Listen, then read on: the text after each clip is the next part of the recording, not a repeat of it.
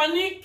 Tindika Télévision, les conseillers indépendants autoproclamés sans ordonnance, sans salaire, n'encore toujours dans les soucis de servir les chefs de l'État, Fachi Beton, Fumuwadi Tunga, Boa Saoudi, Saoudi Boa, Santé Muzuri Sana, Fachi Beton, bonne mine, donc morale au zénith, Nandenga Mukete, Sikobo Bangani.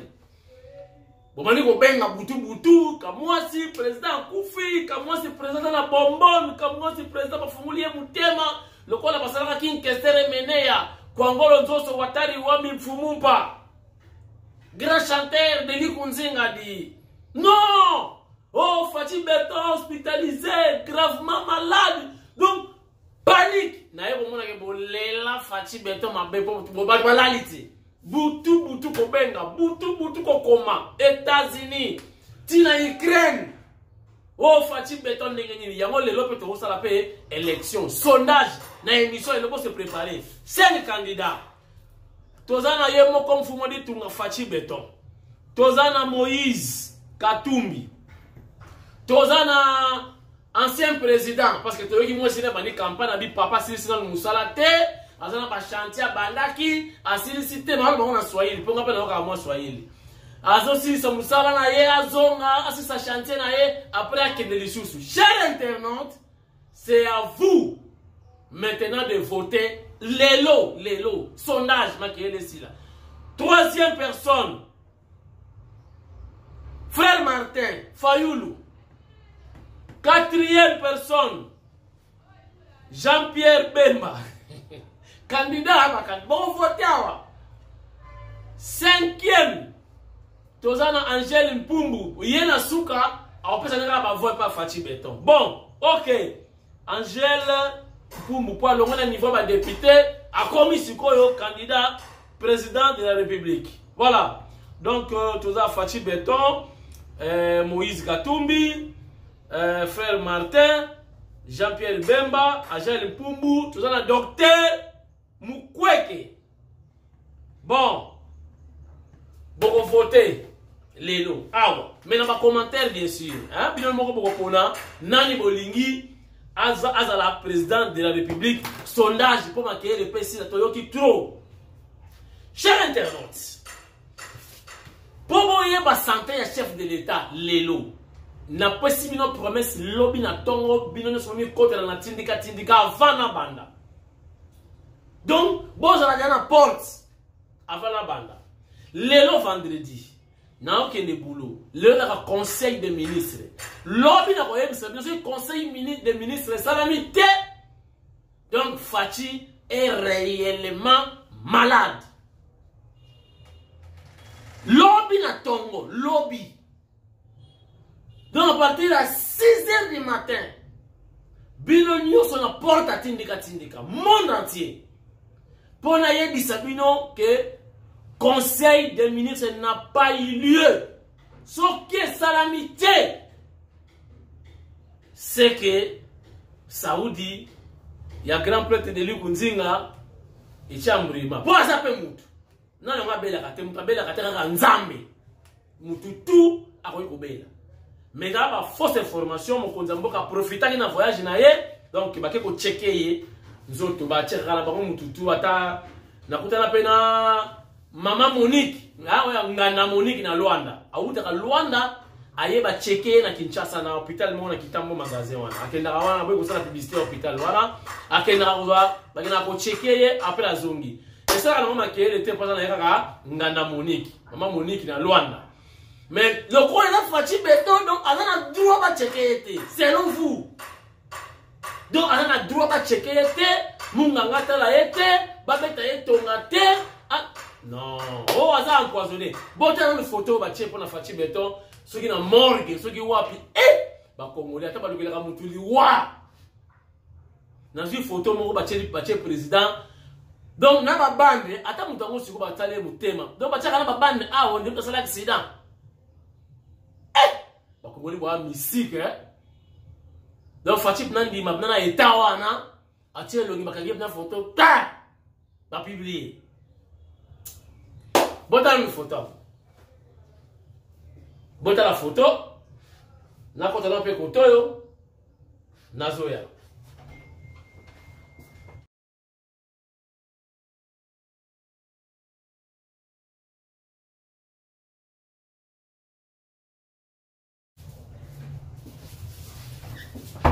nazongi nauti pa mère asalaki mwa masolo atongo na bimisi ko po na énergie na rappelé bino bomoni photo botala kindoki ba congolais yango wana sondage élection o ezali chaîne ya ba congolais nyonso bo bana ko voter na ba commentaire élection 2023 botala bino moko Fachi Moïse Madidi Bemba Angèle Mpumbu et Nasuka Docteur Mukwege Bopona Nani Bolingi a dirigé bino na Congo Boba na kokoma élection bandi sondage oh Nasuka Masolo toyeba président déjà dans émission lelo en 2023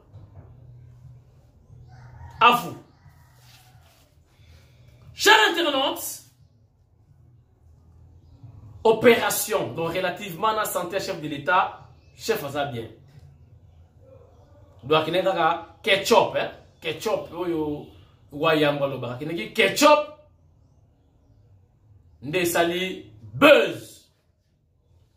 Bon moni actualité ça là qui pété na terre, frère actualité ya. Ezala ki awa Jean-Marc Kaboun.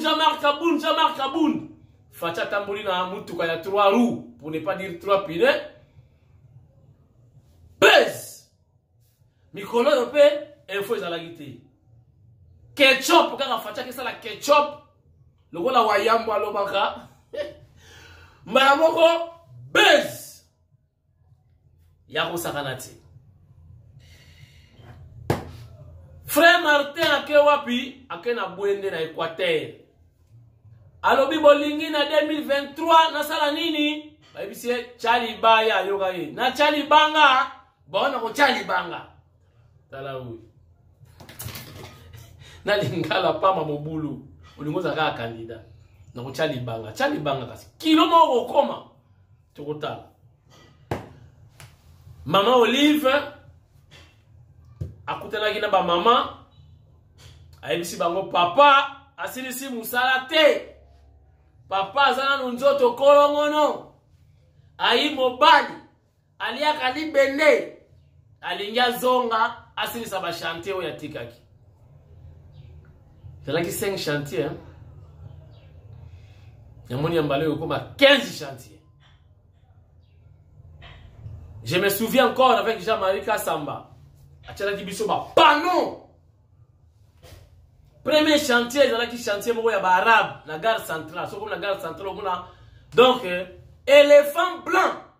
Immeuble moko esila raté etikala wana ndeki ya ba arabe. Ba chaki longi na ye na ba arabe wana. Éléphant blanc. So wana aussi ça onde. Etikala ka ndenge wana. Jean-Marie Kassamba yeli biso tala ba panneau minene. Alaxi métro. Aiba métro kozala ki sasa. Ba métro wana kutu atarai bachate. Alaxi biso ba avion. Tilelo. Alaxi biso ba bateau. Ba paquebot. Tilelo. Éléphant blanc. Li solo ya pamba. Mama za kolobake papa kozonga. Asa nzoto makasi. Aya kosisa ba chantier atikaki. Chang chantier. To kenji chantier. Bon. Totala kaka. Union sacrée. Bon. Eza fruit. Il y a dissolution. Il y a FCC cash. Mais j'ai comme l'impression to bundakaka. Je vous dis, c'est le moment IDPS Votika Rankin. botika ba compte à rendre, botika bitumba na kati ya ndako, ezande technique, ezande bouli ya mabe ya mupaya po tomona o tozomona lelo. Lelo tomona nini? Cher internaute, o tomona lelo ezali nini? Ba quoi que ça va continuer. C'est-à-dire chef de l'État azokomate na ba vision na ye. Parce que azanga ki majorité na parlement. Botala lobi to na IEC na manoni na kiumba to okuta DG ya sika ya IEC nda komi DG ya IEC. Émission précédente na episode qui noni nazui rumeur comme si Emile Ngoyi Kasongo a commis DG ya IEC. Imaginez tout ça pour la union sacrée. Tout le monde a vrai dire penza. Emile Ngoyi Kasongo ça muto maïra la professeur. Mais ce qui prend la guerre, ce qui union sacrée ça la quitté, pensez-vous après vous allez nommer DG? Tout ça union sacrée. Tout ça parce que chef d'État ce qui majorité dans le parlement. Il y a même ça va IDPS. Botika distraction. Bon se préparer déjà, c'est déjà demain, nous sommes déjà à la veille. Ceux qui t'ont raté la majorité pour la seconde fois, t'ont koufi na biso. Parce que t'ont la kaka, la même chose. T'ont marqué les pas sur place. Parce que t'ont un kabiliste et bénédicent. Je vous dis vrai. Moïno Nzangi, ministre, son excellence, tu commis na IEC, bazo katamatiti le même jour pour mon ministre, il y a près le président hier.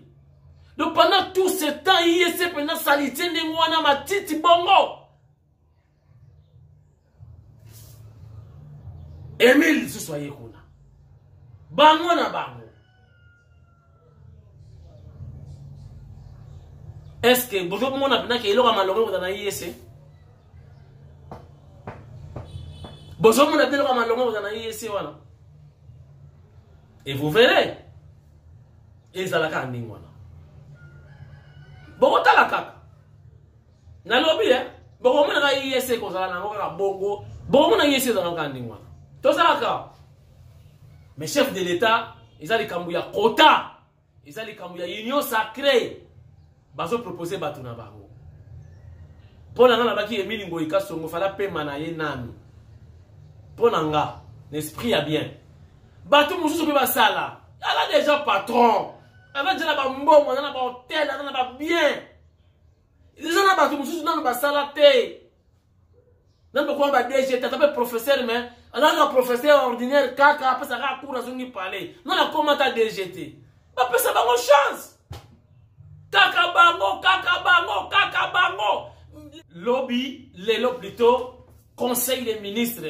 Ce que ça l'a mité, c'est qu'il y a quelque chose qui ne va pas. Et puis, élection, bon, on a voté déjà. Donc, candidat auto, c'est imaginaire. Ils allaient sondage. Numéro 1, Fatih Béton, on va voter. Vous allez dans Moïse Katumbi. Vous allez dans Martin Fayoulou Madidi Malili. Vous allez dans Jean-Pierre Bemba. Vous allez dans Angèle Mpumbu. Et puis vous allez dans Docteur Mukwege. Allez, à vous. Commentez. Nous allons publier l'émission Lobby. Nani Abimi président pour l'année 2023. Et M. Sila Raté et Sili. Nabungi. Libanga. Ah. Bon, mon fini. Après, si vous avez mon fini, boucherie, mon fini, na banal. Donc, permet les voisins, permet à Patrick Mouyaya, Azala, Kazalaka, Patrick Mouyaya. Mon fini, boucherie, mon fini. Au sommet, à fraîche, ok, on n'a pas. Donc, la viande, hein, je parle de la viande. Donc, aux huiles fraîches, ok, non. Au linguiste, qu'on va mettre là, portion magique, soupçon. Si le place au petit soupçon, tala batubaya na ba journaliste. Merci Angèle Mpumbu, tu donnes la fièvre déjà la sortie officielle. Il y a fondation Fomam Maman Angèle Mpumbu le 26 Oyo. Bon, il y a déjà malam. Parce que Kamwasi, lui-même, a la même mise dans l'événement. Soyez les bienvenus. Tous à la Zalawana, on a limité 16e rue. Mais malheureusement, sans invitation au Kotati. Invité spécial. Invité, wana. Ah, t'as là invité mon néné. Invité. Donc, t'as comme on a été. Comme Kolowana. Oh, bah, on a invité, beaucoup de monde, t'as un Kota, t'as un Obima, Libanda. Pour sans invitation au Kotati. On a une invitation, on a la kin. On a une invitation. Ben nana numéro ya mwana. On va participer na yo. On vivre événement en live. Ngamoko na kati. Pour ça on a tchema boko na likambo. Na koti likambo. Résultat na ba image. Na bungi. Elmo. Bon week-end à tout le monde. Ciao. Président Gilles Fati à côté hôpital. Nani a lobby que Fati à côté hôpital? Est-ce que vous avez ma bombe na mituna bino? Fati a belle. Fati a côté manzete. Akoya Gilles Munyele. La kisanga pas belle na biso na limité. 50 ans. Fati de la zone na uti ko benga Fati. Le lot a quitté déjà à Dubaï. Alors Gilles Munyele. Na ko rappeler ce na zone spaghetti. Hein? Mon compte pour le moment, il y a un grand qui se Fondation Fomame Tolobi merci pona oyo nyonso sosala pona bana nyonso ya Congo. Fondation Mama Angeli Pumbu esalaka ba assistance epa ya babola bave ba orphelin personne de troisième âge les enfants de la rue bazui solution pona yo fondation pona yo fondation. Merci fondation Mama Angeli Pumbu merci fondation lobby merci merci fondation pona yo foma merci fondation pe apambola yo pona nyonso zosala na lisanga nde tokolonga bana ya Kongo mobimba bazosepela na kombo na yo fondation. Merci pona assistance osalaka na ba hôpitaux mama. Merci mingi pona oyo nyonso zosala pona bana ya Congo. Oh, oh. Merci.